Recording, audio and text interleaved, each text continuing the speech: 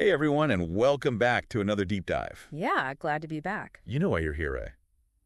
You want to write English better? Absolutely, that's the name of the game. Well, we're going to dive into some really interesting stuff today that can help you do just that. It is a practical advice, too. Totally. Straight from the English Voice Club. Oh, excellent source. And we're going to break it down, make it super clear so you can put it to use right away. Because sometimes, let's face it, even for native speakers, Even for us. writing well in English can be tricky. It really can. So this is like a cheat sheet to help you write more clearly and effectively, Tell it. no matter what level you're at. Exactly. And the great thing is, the English Voice Club covers it all. Yeah, it's a great resource. So we're going to look at understanding your audience, That's so crucial. planning your writing, how to organize your paragraphs, Keeping those ideas flowing smoothly. and then how to trim the fat, so to speak. Getting rid of all those unnecessary words. Exactly. Make those sentences really pack a punch. Because, whether you're writing an email, a report, an essay, Blog post, whatever it is. anything you're working on, these principles are going to make a difference. They really will.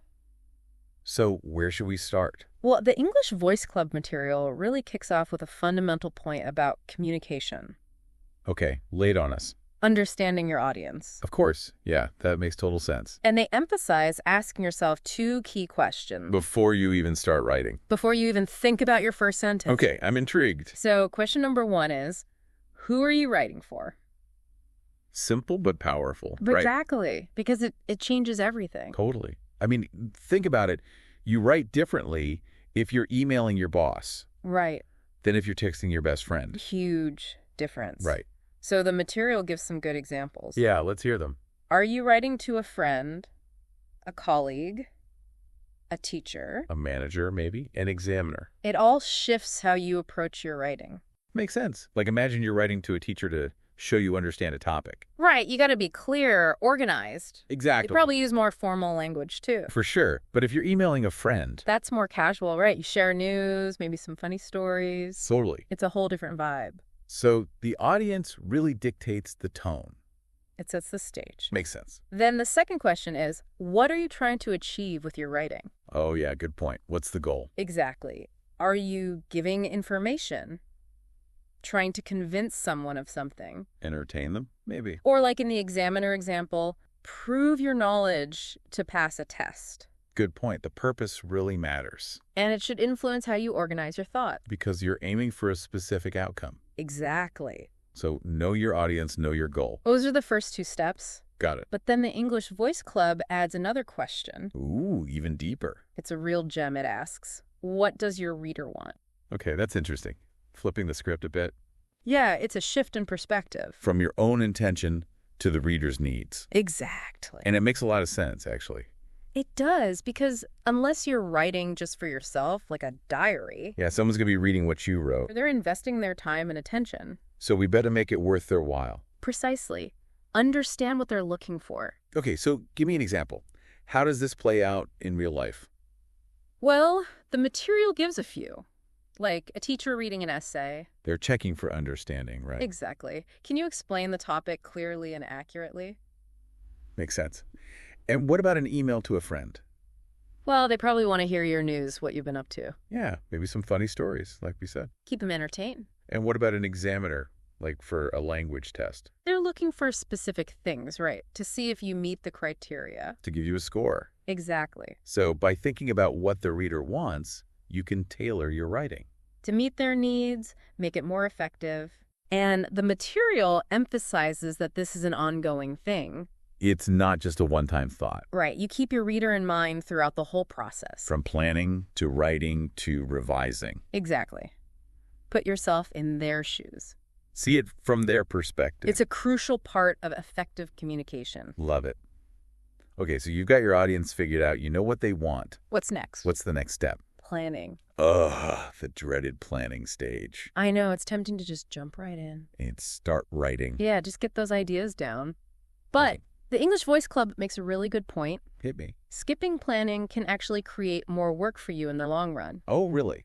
How so? Well, you might forget important points or include stuff that's not relevant. And then end up rewriting a bunch. Exactly. And your message can become confusing for the reader. So planning actually helps us stay on track. It keeps you focused. Like a roadmap. Yes. They use this great analogy. Oh, I love a good analogy. Imagine navigating a new city without a map.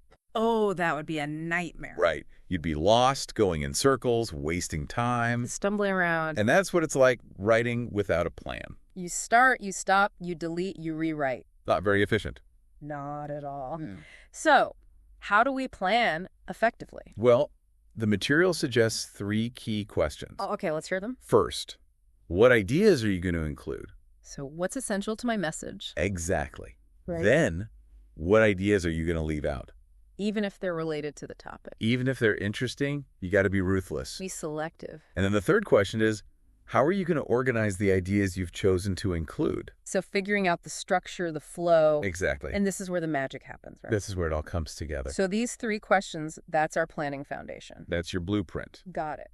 Now, how much planning you need depends on the task. Right. Makes sense. For a quick email, maybe just a few moments of thought. Yeah, jot down some bullet points.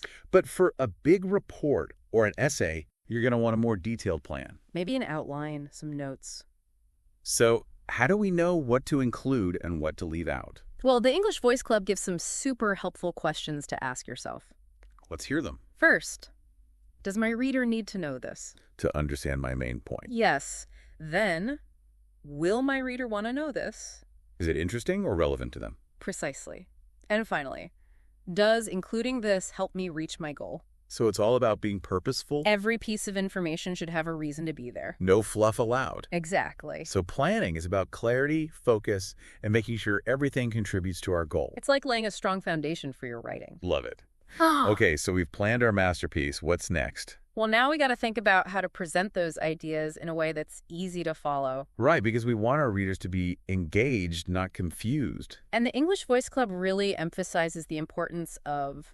Paragraph. Yes. Organizing your ideas into clear paragraphs is key. It's all about structure. Think of them like signposts guiding the reader. Helping them navigate through your thoughts. Exactly. And for you as a writer, And keeps you focused. ensures your ideas flow logically. So how do we create these amazing paragraphs? Well, they have a simple but golden rule.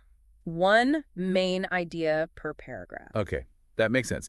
No cramming 5 different thoughts into one big chunk. No information overload. 1 idea, 1 paragraph. Keep it clean, keep it focused. So how long should these paragraphs be? That's a common question, and the English Voice Club addresses it directly. I'm all ears. There's no set length, no magic number of sentences. Not like the 5-sentence paragraph rule they teach in school. Nope. Throw that out the window. Interesting. A paragraph should be as long as it needs to be to fully develop its main idea. Okay, I like that. So if a point can be made in 3 sentences, great. Absolutely. And if it needs 10, that's fine too. Exactly. It's about completeness of thought, not some arbitrary length. So are we deciding paragraph structure during the planning stage? Absolutely. That's part of the blueprint. So we're thinking ahead about how many paragraphs we'll need. And what the core idea of each paragraph will be. That prevents us from getting lost mid-writing. Exactly. You avoid that, wait, where does this information go? Moment. Because we've already mapped it out. Exactly. It's like having an outline for your paragraphs. So planning paragraphs keeps us organized and helps our writing flow smoothly. It's all connected. Great. Okay, we've got our audience, our plan, our paragraphs. What else can we do to make our writing shine? Well, the English Voice Club has some tips on how to make our writing more powerful. More concise, more direct. By cutting out unnecessary words and sentences. Yes. Trimming the fat. So how do we do that? Well, they have this great guiding principle. Write as little as possible while still being clear. Okay, less is more. Exactly. And they give some fantastic examples. Hey, that's the goods. Instead of saying very tired, say exhausted. One word, much stronger. Right. And generally those words like very, really, absolutely, They often weaken your writing. they don't add much value. So what are some other swaps we can make? As a result, becomes consequently. Ooh, I like that. On the other hand, can be nevertheless. Nice. Instead of this will get better in the future, try this will improve. More direct. I like it. And she gave me a lot of help becomes she helped me a lot. Or even just she helped me. So it's about finding those shorter, more impactful ways to say the same thing. Precisely.